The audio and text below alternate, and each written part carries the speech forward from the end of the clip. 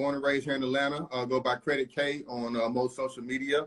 I'm a credit strategist. That's what I call myself. I refer to myself as, meaning that I teach people how to get to point A to point B, depending on what their goals are and what they're trying to do regarding credit. How me and James connected is just, I always feel like minds always gravitate to each other. And I mean, I saw a couple of his posts coming from my social media marketing page. And I saw a lot of his posts and I just started following him, and, you know, we just kind of connected. I joined his Discord and saw the value, and with things he was doing, he saw the value and some of the things I was posting, and we just built, and now we're here trying to give you guys the quality content and quality information you need regarding credit, stocks, crypto, everything, leveling up in life. So Kevin, one question I have for you is that I do have a lot of people that comes to me about credit. They want to build credit. What do you think is the best way for somebody that's like in a high 5s or low 6 that wants to get to a 7? Usually if you are in the low 6s, high 5s, it means you have something negative on your credit. And that's the first thing you need to do, is get that negative item off your credit, whether it's a collections from an old Macy's charge card you had when you was in college, whether it's a car repossession, or just a credit card you let go, you ran it up and didn't take care of the bill. So that's number one. And the ways to do that, there's free ways to take care of those issues. If you write the credit reporting agencies, let them know that this account has been late because of issues regarding coronavirus or the pandemic. A lot of times they grant you what is called a late pass, and they pay as late it's called paid late as guaranteed. So they're pretty much mark your late payment off in that regards. And that's one way you can boost your credit up, just by sending a letter or even calling some of these creditors or the collections agency and saying, hey, you fell on a hard time due to the pandemic, and certain laws are in place and that are still in place even to this day that allow you to get that negative item marked off your credit report. So that's the number one. Now, also, if you're at that level, that means you probably don't have any credit as well. Because usually bad credit and good credit offset each other. So if you have a strong credit card or a car note that you've been paying on for 4 or 5 years, then usually offsets, bad credit that's over 6 months old. So another thing you need to do is actually build onto your credit if you're that low. One thing, a free game, a free gem I want to give to everybody: if you have an Apple device, an iPhone or iPad, download an app called Grain. It is called a no credit check credit line that reports to all the credit bureaus. Nice. So download that app called Grain. I'm going to actually type it here in the comments. Type it for everybody that's listening right now, because a lot of people need that information. This is a gem. Also do business credit. I see a comment coming in about business credit. But the thing about business credit, if you don't have your personal credit in tip-top shape, business credit won't help you. A lot of people think business credit is a substitute for personal credit, but it's not. In order to take full advantage of business credit, you want to have tip-top shape in the personal credit, meaning 680 or better. That's what they call good credit. And then once you get into 730 or higher, that's excellent credit. So you want it in between those ranges, 680 and 630, to start really taking advantage of business credit cards and started leveraging into other things like Turo, which we're going to get into this evening. Okay, so my next question for you, Kevin, is that if somebody actually have that 650 and above, like they have like a 690, a 680, or a 650, where they don't have any negative items affecting them, but their scores is very low. So what would you recommend? So that's the pocket where a lot of clients come to me. A lot of people are now, especially once you get above 30 age, you kind of knocked out all the bad stuff, but you can't really get to that 700. And that's because of utilization. That means you're using your credit cards, or that loan payment, or that house payment, or that car loan is above 30%. And you need to get it below 30%. You can get it down to 29%. So say for instance, you have a $10,000 credit card. If you're over $3,000 on that limit, your credit score is actually going to drop. No matter how many times you pay, if you pay twice a month, or you're on time regularly, your credit score is still going to drop significantly, because you're over that 30% utilization. So you need to get it down to pay $100 and get it down to $2,900, and watch your credit score start to go back up. It's that easy. So once you're in that pocket, that 650 to 675 pocket, that means your utilization is real high. And also probably you need a better mix of credit. So you might just only have 2 credit cards. That means you need to go to get a car loan or a personal loan. Or you might only have a car loan. That means you need to go get a credit card or a line of credit like that grain line of credit I just showed you guys.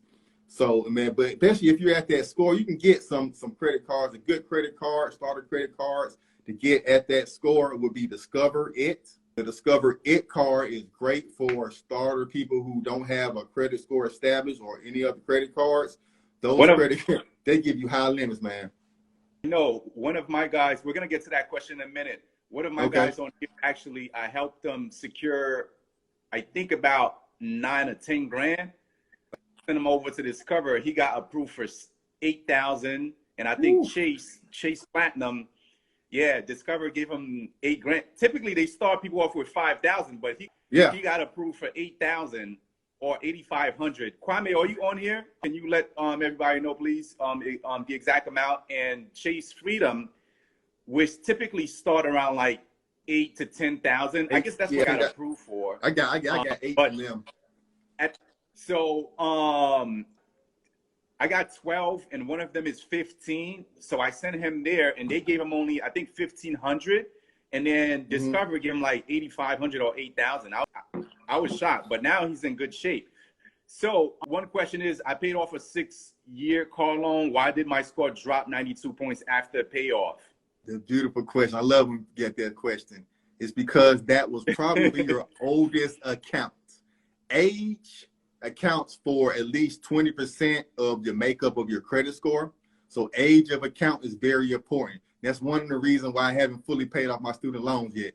I still keep a small balance on my student loan from 2008, just because it's an extra old account and it helps my credit score. So once you paid off that 6-year credit loan, and that was your oldest, probably your oldest. I haven't seen your credit score, but I assume that's probably one of your oldest lines of credit or credit lines. So that's why it dropped. Now, 92 points is a steep drop. So that probably means you don't have anything else other on your credit report as well. So you want to, go out and ask some credit, man. I'm assuming that something else may have affect that, not just the car payment. So I understand his question. Like, if I paid off a loan 6 years on time payment, that should have been helping me. But instead, it did the opposite. And it was. And then